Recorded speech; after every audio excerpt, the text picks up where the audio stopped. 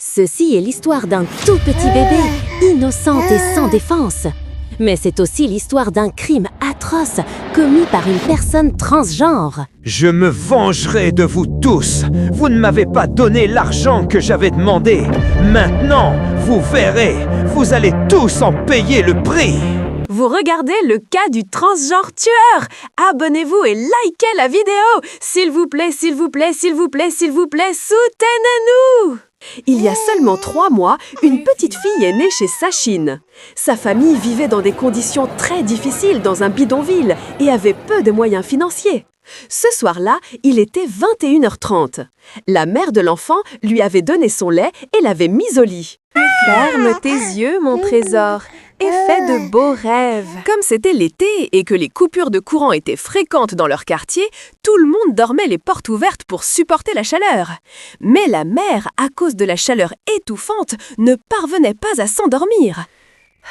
Il fait tellement chaud que je n'arrive même pas à dormir à cause de la chaleur.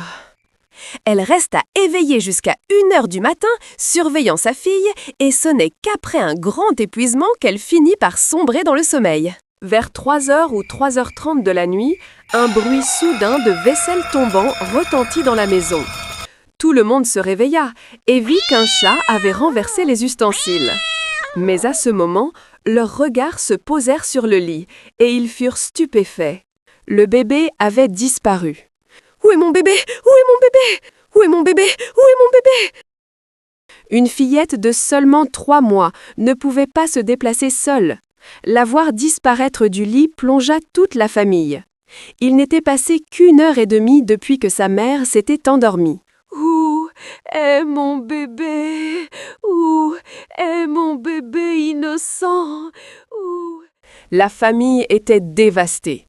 Ils commencèrent à chercher le bébé partout dans la maison et dans le quartier. Les voisins, alertés par le bruit et les cris, se réveillèrent et rejoignirent les recherches.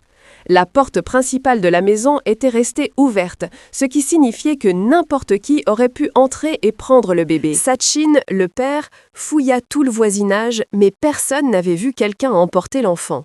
Comment une fillette de seulement 3 mois pouvait-elle disparaître aussi soudainement?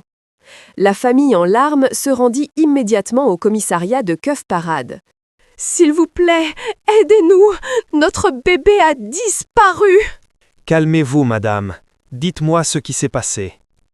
Les policiers leur posèrent des questions sur leur routine quotidienne et sur les personnes qui étaient venues leur rendre visite. C'est alors que la famille évoqua une querelle survenue plus tôt dans la soirée.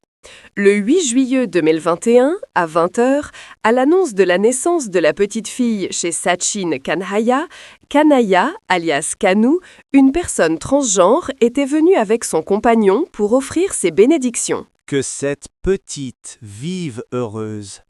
Que Dieu vous bénisse tous. En Inde, il existe une ancienne tradition.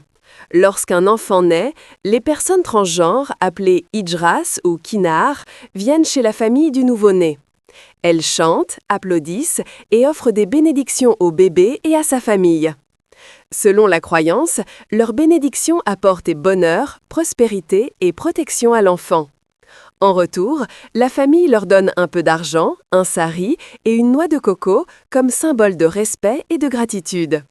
Cette coutume est considérée comme sacrée et fait partie de la culture indienne depuis des siècles. Kanu avait demandé en échange $12, une noix de coco et un sari.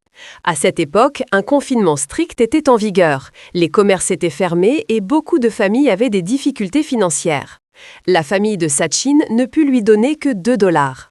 Kanu se mit en colère, prit l'argent et partit en menaçant qu'il ferait quelque chose dans les 5 à 6 jours suivants qui rendrait son nom célèbre. « Ce que je vous demandais, vous ne me le donnez pas. Dans quelques jours, je ferai quelque chose qui vous causera beaucoup de peine. » Après avoir entendu toute l'histoire, la police identifia d'abord le visage de Kanu grâce aux images de vidéosurveillance. Ils se mirent à sa recherche, mais Kanu se présenta de lui-même au commissariat. Pendant ce temps, les policiers découvrirent le corps sans vie d'un bébé dans un canal près d'un marais en bord de mer. Après identification, il s'agissait de la fille disparue de Sachin. Mon Dieu, c'est un bébé. L'autopsie révéla que le bébé avait été cruellement agressé. Pendant ce temps, la police interrogea Kanu de manière rigoureuse. Confronté au corps sans vie du bébé, il n'eut plus aucune chance de se défendre par des mensonges.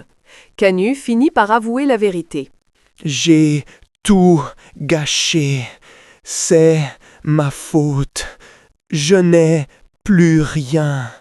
Je n'ai plus rien. Il expliqua qu'il avait planifié cette vengeance par colère car il n'avait pas reçu l'argent qu'il exigeait.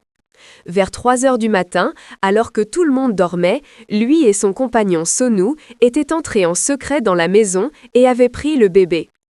Kanu commit ensuite un acte atroce sur l'enfant avant de la jeter dans un canal près de la mer où elle mourut par asphyxie. Kanu révéla qu'il avait fait cela pour instiller la peur dans le quartier, afin que lorsqu'il se présenterait sous l'apparence d'une hijra pour bénir une maison lors d'une occasion spéciale, tout le monde lui donnerait l'argent ou les cadeaux qu'il demandait.